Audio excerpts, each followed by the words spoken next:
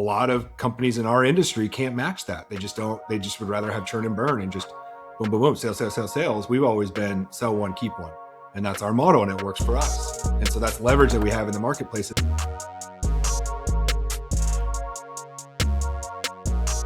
Dude, did I tell you about the Mastermind Workshop Series I'm doing for my BNI chapter? You did. And I heard the response has been positive. Yeah, it's been good. So we've got like 75 members in our group. And for listeners, if you're an entrepreneur or a small business owner in sales, local, BNI is global, but they've got chapters all over the valley here in Arizona, 86 chapters or so. And I've been in part of mine for 8 years, but we have 75 members in our group. And so I'm on leadership this year. And I thought it would be really cool to do this whole mastermind workshop series of the life cycle of an entrepreneur. And the first mastermind we did was in March, and it had a lot to do with the Oppo Flow stuff and developing awareness for opportunity and health and wealth and all sorts of stuff, right? Like it was putting the oxygen mask on first and really kind of helping people define the path, figure out where they want to go, how to get there, and stay in alignment there. So the second one we just had was yesterday, and this one was all about sales, more so networking and marketing, I would say. Not heavy sales, but more networking and marketing for your business. So as an entrepreneur, you get going, you jump into the pond, and now you're like, okay, I need revenue. And so you have to be able to market yourself, build a brand and network and develop relationships and all that good stuff. So it wasn't so much cold calling. It was more about farming and developing relationships. Well, our boy, Nate Dominguez, friend of the pod. He was on episode, 11, like really, really early on. And, Jordan Adler, we had him on last year. Both of them, I tapped them in to give sessions. So I moderated it. I kicked us off and I closed it, but they kind of ran the agenda. And both of them were incredible. It was a great conversation, great session. Our chapter really loves it. And it's just exclusive for our group. It's not anything that any other BNI chapter does. We just decided to do it. Well, anyway, long story short, Nate is like, if there was a word that like you love, like for me, it's opportunity. For you, it's flow. And for Nate, it's leverage. And he gave a whole presentation on leverage and how you leverage in networking. And it was meta. I know.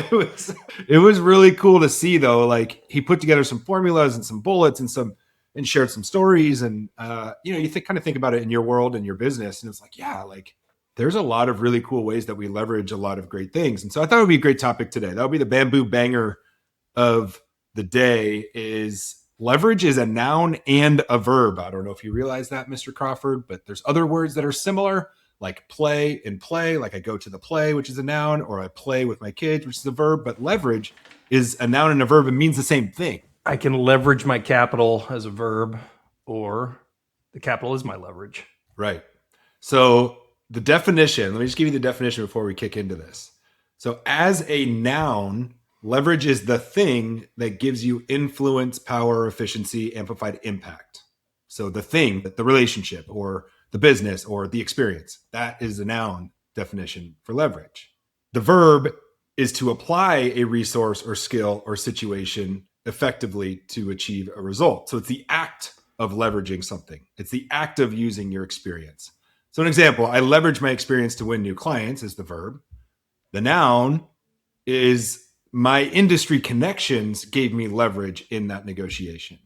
And so it's you can kind of use it on both sides. Anyway, I thought it would be a cool topic to share some of the things I learned from that and then use it as a way to develop leverage ratios, leverage points, and how we use it in our businesses and our lives. I dig it. And I got some metaphors too, like just from the physical world. We were talking back on the jujitsu mats and training this week, and leverage, it's all about leverage when you get into submissions and your body position and whatnot. So we could talk about some of the physical. Yes. And maybe some fulcrums as well, which we could. Talking about the seesaw you had on the playground when you were a kid. Yes.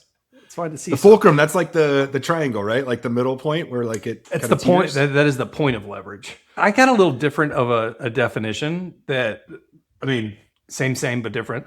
But leverage being the ability to achieve a disproportionate outcome relative to the effort or resources applied to it.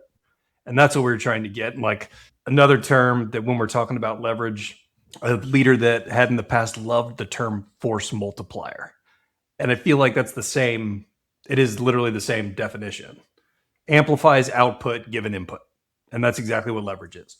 It's like getting more out of less, And right? Like it's efficiency. less input. So the formula, like the leverage point, if you will, the example you gave was the value produced divided by the time invested gives you your leverage point in business. Kind of a way to figure out not necessarily your worth, but like what each hour of your work is worth. So let's say you're making $100,000 and you take 2 weeks off vacation, whatever. So you're working 2,000 hours a year. 2,080 would be a regular 40-hour work week. So easy numbers. Divide 100,000 by 2,000 and you get 50. So it's $50 an hour. That's the leverage point of the effort that I'm putting in. For every hour that I put in, I'm earning $50. So the goal is, how do I either work less to make the same, to raise that $50 number, or work the same, make more to raise that leverage point?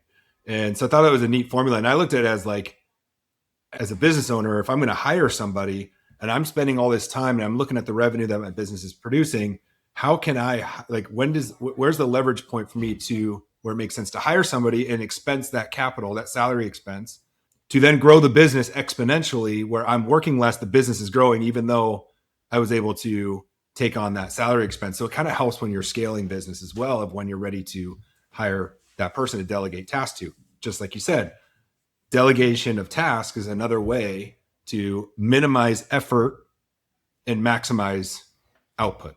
I love it. And thinking from a sales perspective, when we talk about, who has the leverage in the situation, what I try to get back to from like first principles is how much value have we created from our software and services to map to their requirements and business outcomes. If we map those, that leverage is 100% in our favor and ideally in both of our favors. We talk about like Chris Voss, never split the difference. Best negotiation is a win-win. So when my leverage is actually tied to their positive outcomes, bang, that's when the wind's at your back, right? When you have a ton of leverage is when it benefits both parties. Yeah. And you've got the stories to back it up, the testimonials, examples, to back it up, evidence, evidence. Yes. Evidence. Yes, exactly. When you've got the evidence that you can share, and you can share it not in a snooty way, like look at all the great things I've done, but it's painting the picture of like, here's another organization that was in the same shoes as you 2 years ago and what we were able to do to solve the problem. That's leverage by having that experience. It's harder when you're first starting out to gain that leverage, to then get to the point where now you're fully experienced and you have that evidence and you can use that in and of itself as leverage to win the deal. 100%. When we I know that we kind of started out, and this ties to negotiation and mentioning Chris Voss. I think before Voss, there was the book Getting to Yes. And it was the single most important variable is leverage. Like the stronger your alternative, the less you need the item or the benefit at hand. So what alternatives do you have? If you can isolate and show that you have the only medium to the outcome they're looking for, that's leverage. And it takes a lot of intention, and it better be true, right? This has to be, to your point, have the proof and evidence that it does work, and show them how, and put them in that future state. And that's how you can build that leverage. Yeah. And that goes to like product development, like outsmarting the competition and just making it almost like a product that is so well made that you just can't compete on a product base. Like no salesperson, you can be great at sales and you might win the deal. But to give an example, we've lost a few clients in the last 12 months. I told you about offline, and we were able to get them back because of the product that we sell and the service that we provide. And a lot of companies in our industry can't match that. They just would rather have churn and burn and just boom, boom, boom, sales. We've always been sell one, keep one. And that's our motto, and it works for us. And so that's leverage that we have in the marketplace. If someone's considering leaving, we offboard them so well that there is not a sour taste in their mouth, that we know they'll be back. And we say it every time. Whenever someone leaves, we're like, 6 months, they'll be back. And it almost never fails, especially because of their companies. alternatives, the outcomes of the alternatives. Yeah.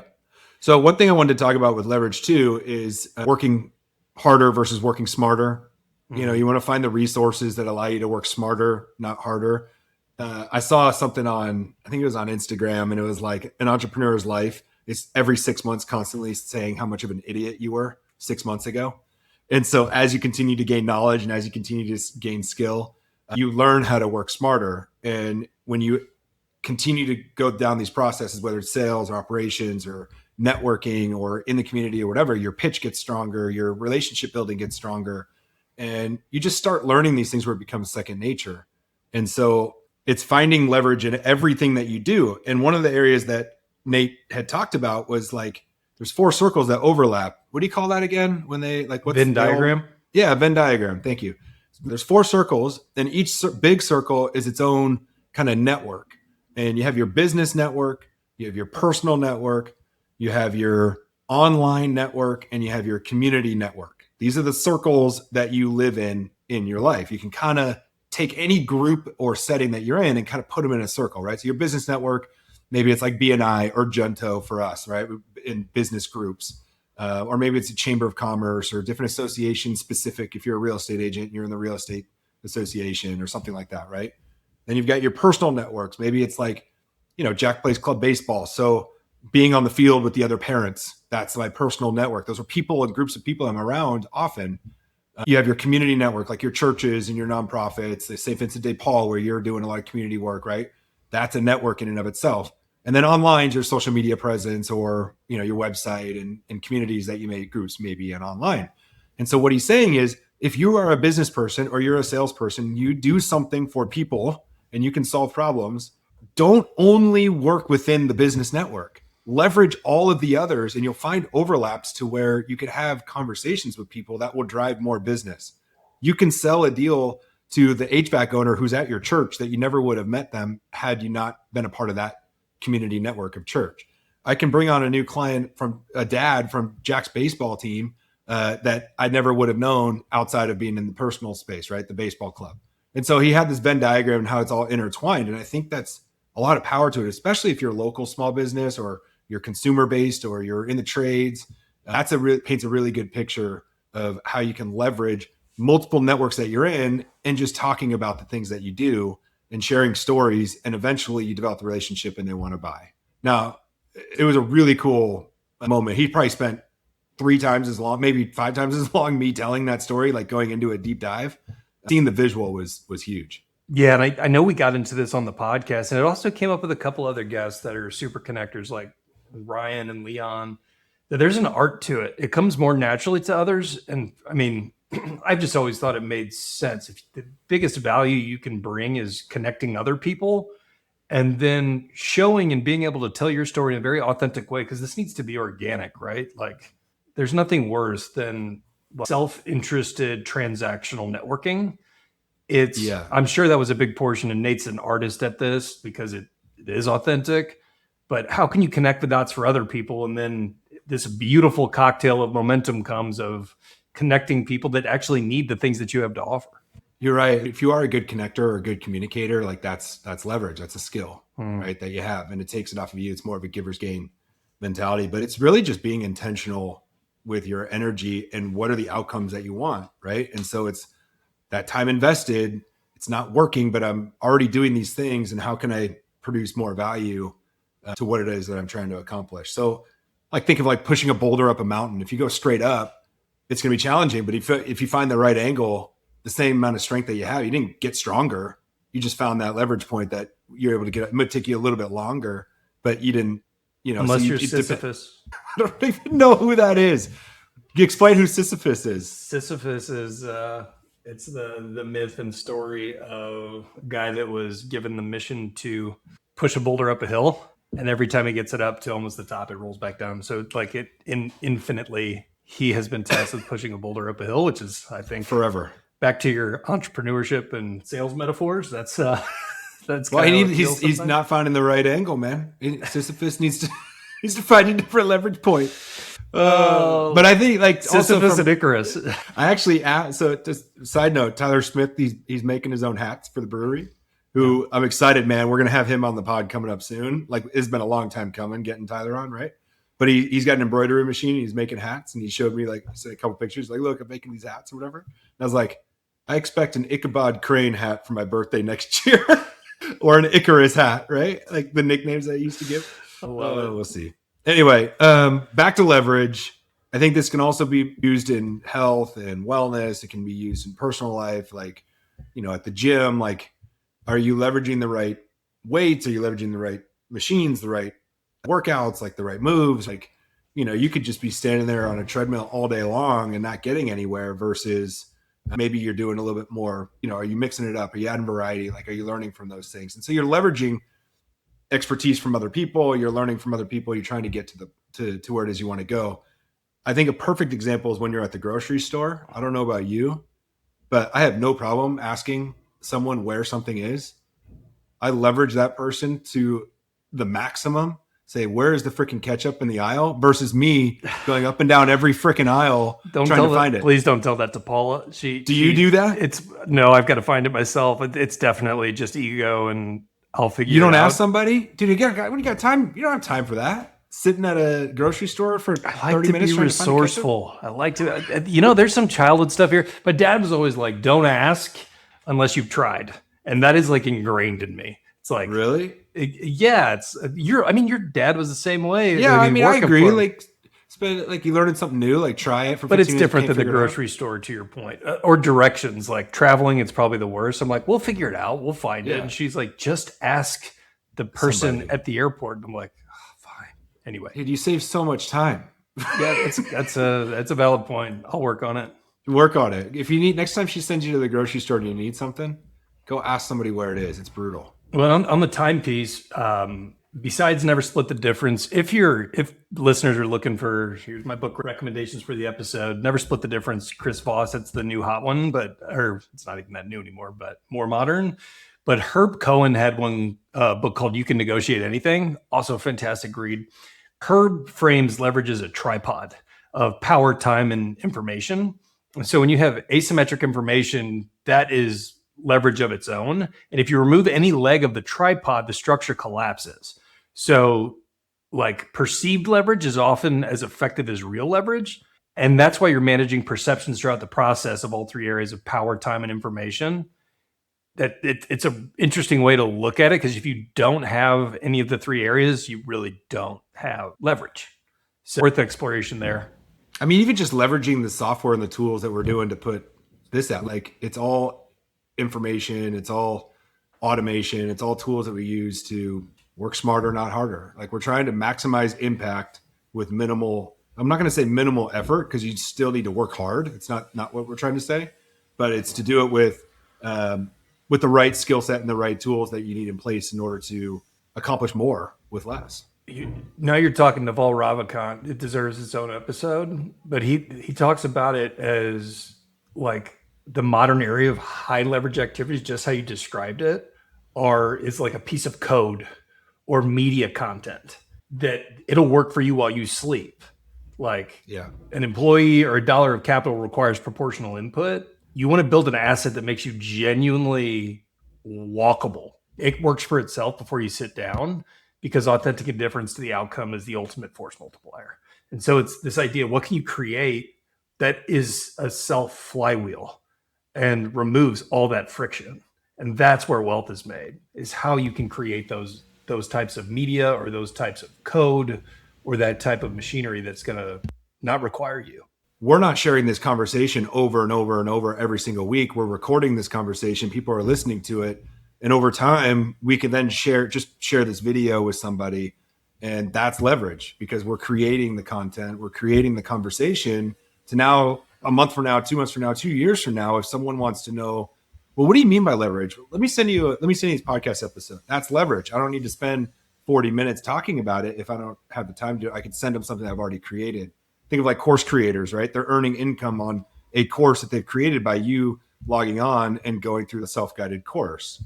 They're not teaching it live every single time, because they've created it and made it as a self-guided environment. So listeners, this is your Success Flow homework. Leverage this podcast to reach out to the leverage of your network and share it with somebody that you think could use this message. Let us know what else you'd like to hear. I think that's the pod, brother.